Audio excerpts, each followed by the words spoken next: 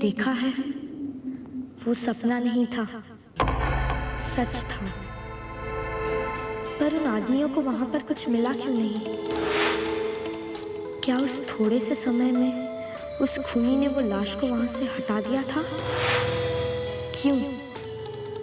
क्या वो जानता था कि कोई लाश को ढूंढने आने वाला है? इसका मतलब है जब हम वहीं थे तो वो खूनी भी वहीं था, कहीं हमारे आसपास ही। मुझे तो यही समझ में आ रहा है। इसे आप क्या कहें?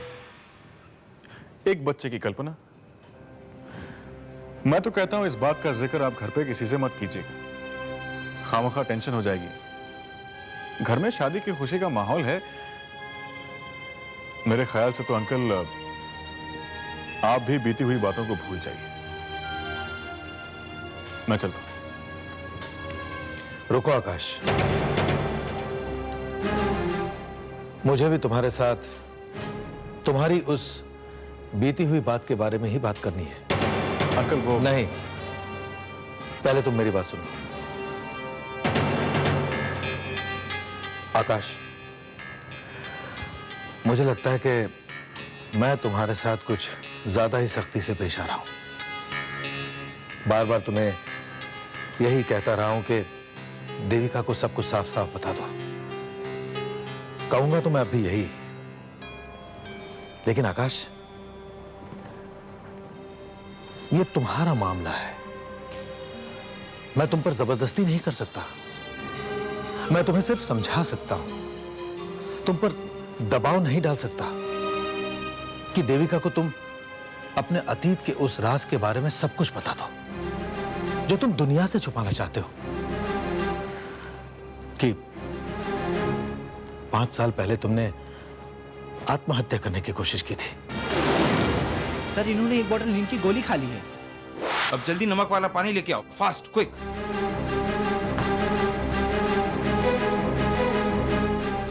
मैं नहीं जानता कि तुमने किस वजह से आत्महत्या करने की कोशिश की थी, और ना ही मैं जानना चाहता हूं।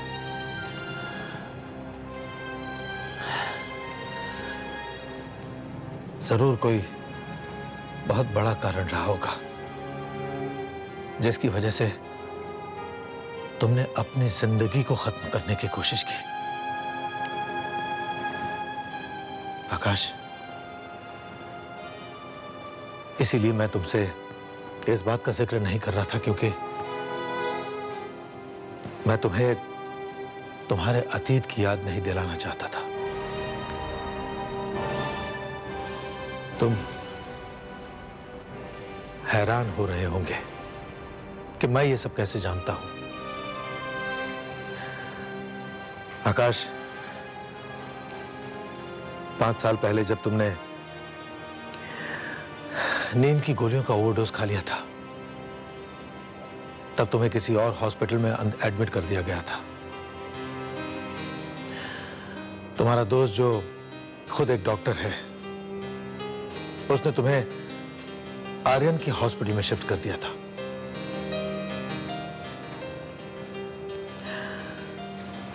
जब मैं आर्यन के हॉस्पिटल में आर्यन से मिलने आया, तब मैंने तुम्हारी और तुम्हारे डॉक्टर दोस्त की सारी बातें सुन ली। देखो आकाश, आर्यन मेरा बहुत अच्छा फ्रेंड है, लेकिन मैंने उसे कभी नहीं बताया कि तुमने नींद की गोलियां खाकर सुसाइड करने की कोशिश की थी। और मैं कभी भी ये नहीं चाहूंगा कि तुम्हारे नाम पर कोई धब्बा लगे, जबकि तुम अपने कैरियर की शुरुआत करने जा रहे हो। और ये बात कम से कम लोगों को पता चले तो ज्यादा बेहतर हो। मैंने आर्यन को भी यही बात बताई थी कि it's a case of nervous breakdown. मैं तुम्हें अपने ही अस्पताल में रखना चाहता था, लेकिन मैं 3 महीने के लिए अमेरिका जा रहा हूँ। So I wanted to leave you in safe hands. And Akash, make it sure ये गलती तुम दोबारा नहीं करोगे। आकाश, मैं भी यही उम्मीद रखता हूं कि तुम दोबारा ऐसी गलती नहीं दोहराओगे। बेटा, जो बीत गई सो बात गई। हाँ? अब मैं भी उस बात को भुला देना चाहता हूं, और तुम भी भुला दो। आगे तुम्हारी मर्जी। जैसा तुम्हें ठीक लगे।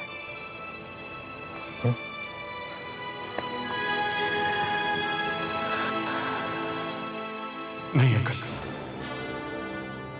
मैं भूला नहीं हूं। काश भूल पाना इतना आसान होता। मैंने 8 साल पहले एक गलती की थी। वो गलती एक अपराध में बदल गई और फिर एक गलती पर पर्दा डालने के लिए और गलतियों का सहारा लेना पड़ा और अपने ही बुरे हुए जाल में फंसता चला गया। जब मैंने जग्गी को खत्म कर दिया तो लगा था कि सारा मामला ही खत्म हो गया है, पर नहीं। उसे उसने पेड़ के साथ लटका दिया, रस्सी के साथ उसे मार डाला। इस कहानी को अंजाम देने के लिए उस बच्ची का खत्म होना जरूरी है, क्योंकि वो जान गई है। वो जानता है कि मैं जान गई हूँ और अब वो मुझे भी मार डालेगा। वो जो भी है मुझे नहीं छोड़ेगा, मार डालेगा। मैं क्या करूँ? मेरी बात का कोई विश्वास ही नहीं करता। मैं कैसे सबको विश्वास दिलाऊं कि मैंने उस खूनी को वहां देखा है?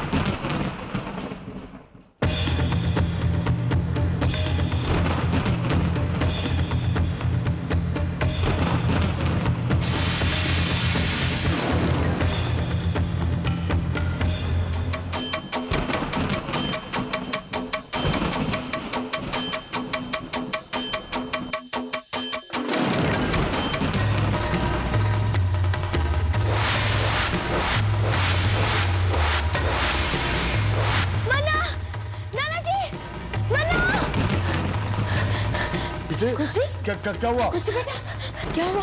मना, वो खूनी वहाँ पे ही है। मना, वो मेरे को मार डालेगा। मना, वो वहाँ पे है।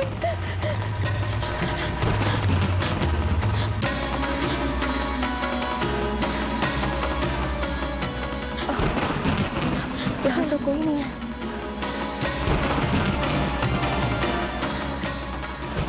खुशी बेटा, वहाँ कोई नहीं है बेटा, कोई नहीं है। तुमने कोई बुरा सपना देखा होगा। मैं हूं ना, देखो नाना जी भी है। सोचा हो, कोई नहीं है बेटा।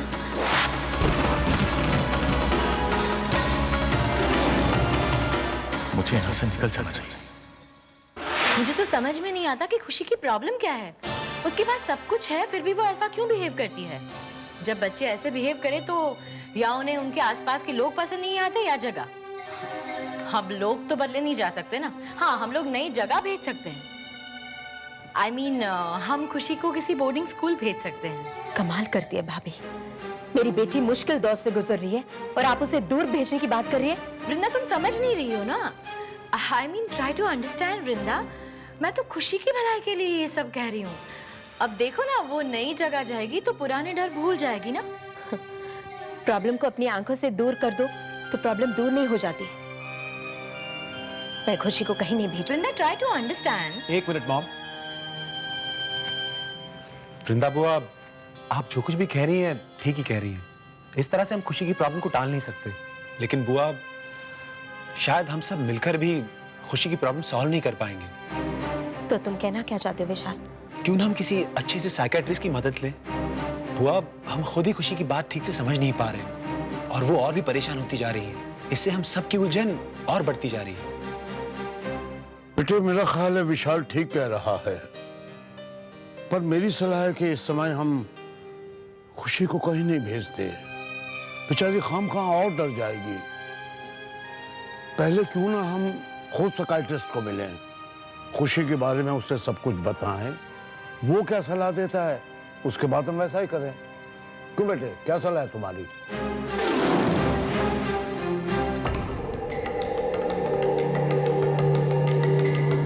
शायद पापा और विशाल ठीक ही कह रहे हैं। मुझे खुशी की मदद के लिए साइकियाट्रिस्ट से मिलना ही पड़ेगा। आपकी पूरी बात सुनने के बाद एक बात तो मेरी समझ में आ गई है कि आपकी बेटी आम बच्चों जैसी नहीं है। एक एक्स्ट्रा सेंसरी पावर है उसमें। ऐसे बच्चे आमतौर पर अपने आसपास के माहौल में अनफिट महसूस करते हैं।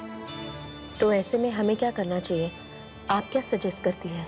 बच्चे को एक खुला माहौल दीजिए, उसे ये एहसास करवाइए कि सब कुछ ठीक ठाक है, एवरीथिंग इज नॉर्मल। इसका मतलब अगर हम बच्चे को किसी नए माहौल में भेज दें तो क्या इससे कोई फायदा हो सकता है? Of course. देखिए वृंदा जी, नया माहौल होगा, नई जगह होगी, तो वहाँ नए लोगों से भी मिलना जुलना होगा। ऐसे में पुरानी सोच नए माहौल में बदल जाती है। तो आप कह रही है कि हमें खुशी को कहीं दूर? हाँ, आप जो उसे हॉस्टल भेजने का सोच रही है ना, सही सोच रही हैं। इससे खुशी को डेफिनेटली फायदा होगा। मैं तो कहती हूँ नया माहौल, नई जगह बहुत जरूरी है खुशी के लिए। आकाश, जरा यहाँ तो। जी ये गिफ्ट बॉक्सेस पे जैसे मैंने कहा था वैसे टैग्स लगा देना, ठीक है? जी। जल्दी करना। अगर मैं यहाँ पर इस तरह काम नहीं फंसा रहा तो खुशी से अपना पीछा कैसे छुड़ाऊंगा? न ये काम खत्म होगा और न ही खुशी का किस्सा। जितनी देर होती जाएगी मेरी मुश्किल उतनी ही बढ़ती जाएगी। लेकिन मैं यहाँ से निकलने का रास्ता कैसे ढूंढूं? आर्यन, जी माँ। यहाँ तो मैं तुमको बता देती हूँ, ये वाली साड़ी है ना, ये रश्मि दीदी के यहाँ देनी है, ठीक है? उनका एड्रेस भी लिखा हुआ है। और ये जो घाटकोपर वाली ओ मृदुला, ये लो मिठाई के डब्बे, वो मंदिर भेजने के लिए मंगवाए थे ना, गरीबों में बांटने के लिए। अरे हाँ, देखो अभी यहीं पड़े हैं। आर्यन, तुम एक काम करो, जरा मंदिर जाओ और ये सब। ये मिठाई के डिब्बे मैं दे आऊं मंदिर? हाँ माँ, ऐसे जाने दो। माँ को इसका इंतजार कर रही है। देविका, ओ, ये बात तो मेरे दिमाग में आई ही नहीं। सॉरी आकाश। ओहो, पर आकाश के दिमाग में तो आ गई, और होठों पर भी। कैसे प्यार से पूछा उसने, आंटी जी मैं मंदिर चला जाऊं? बस बस मम्मी दीदी, देखिए तो चेहरा कैसे लाल हो रहा है। हाय। ये लो लो लो, अच्छे से देना मिठाई। जी हाँ। संभल के जाना। बहुत अच्छे से देना। अच्छा, ये आपने किसके लिए? ये डायमंड्स। हाँ, और ये साड़ी माँ, इसका क्या है? ये लाल वाली रश्मि दीदी को देनी है ना। और ब्लू वाली? मौका मिल ही गया यहाँ से निकलने का। बस अब मुझे खुशी तक पहुंचने का रास्ता मिल जाए, मेरा काम बन जाएगा। शवारूढ़ा महाभीमा घोरधष्टांग हसनमुखीं चतुर्भुजांग खंगमुंड वरा भयंकरा शिवांग। एक्शन, बचाना है। खुशी के पास एक अनोखी शक्ति है, लेकिन उसकी यही शक्ति उसे दूसरे बच्चों से अलग कर देती है। मिसेस मेहरा, हमें कुछ करना चाहिए। क्या बात कर रही हो खुशी? किसने छलांग लगाई? तुमने। मुझे तो समझ में नहीं आता कि खुशी की प्रॉब्लम क्या है। उसके पास सब कुछ है, फिर भी वो ऐसा क्यों बिहेव करती है? எங்க அம்மாவுக்கு சிகப்பு கலர் சேலை காட்டுங்க, அம்மனுக்கு சாத்தணும். இல்லை, இது சரியில்லை. एक एक्स्ट्रा सेंसरी पावर है उसमें। ऐसे बच्चे आमतौर पर अपने आसपास के माहौल में अनफिट महसूस करते हैं। मैं तो कहती हूँ नया माहौल, नई जगह बहुत जरूरी है खुशी के लिए।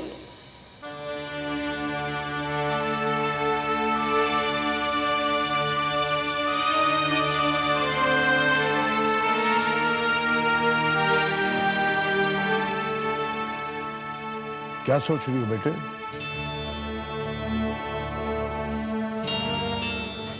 मैंने सोच लिया पापा, मैं ये फैसला कर चुकी हूँ कि खुशी को यहाँ से दूर भेजने पर ही सब कुछ ठीक होगा। उसे हॉस्टल भेजना होगा पापा। क्या बेटे तुम वाकई खुशी को हमसे दूर कर देना चाहती हो? क्या उसे वहां हॉस्टल भेजना ठीक रहेगा?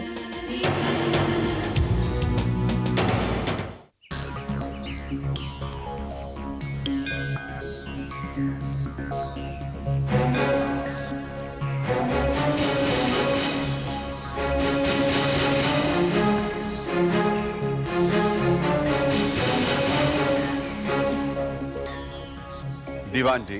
जी गुरु जी। जो निर्णय सबने सोच समझ कर लिया है और आपको स्वीकार करने में कठिनाई हो रही है, वही खुशी के लिए अति उत्तम है, शुभ है।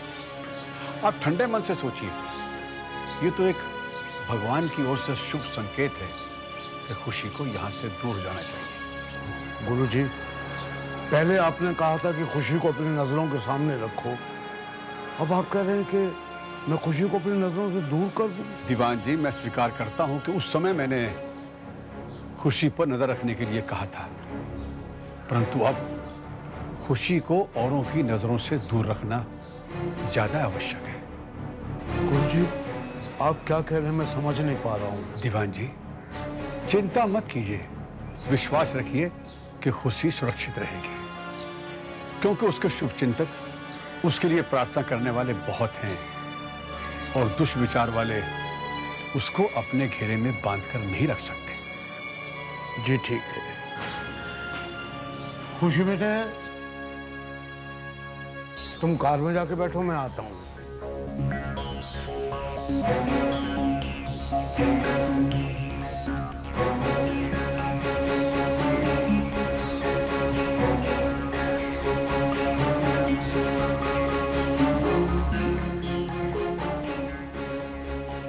दादाजी, ऐसा लगता है आपको इस बात से बहुत शांति मिली है कि खुशी यहाँ से हमेशा के लिए जा रही है, लेकिन वो तो सिर्फ दुर्गा को नुकसान पहुंचाना चाहती थी ना, और दुर्गा तो इस दुनिया में रही नहीं, तो फिर आप ऐसा क्यों चाहते हैं? बेटा, ये निश्चय है कि खुशी से किसी को किसी प्रकार की कोई आपत्ति नहीं, कोई खतरा नहीं, किंतु ये बात भी निश्चित है कि खुशी के सर पर एक भयंकर प्रकार का तूफान मंडरा रहा है।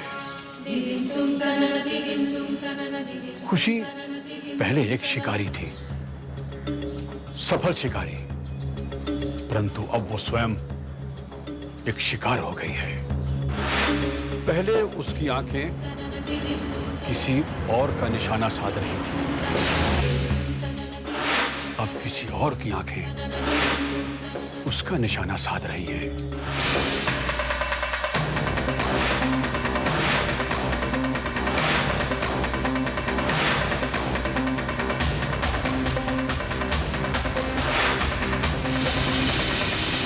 सोचा था काम मुश्किल होगा, लेकिन नहीं, मेरा काम तो बहुत आसानी से हो गया। मेरा शिकार तो मेरे सामने है, मेरे इतना नजदीक है।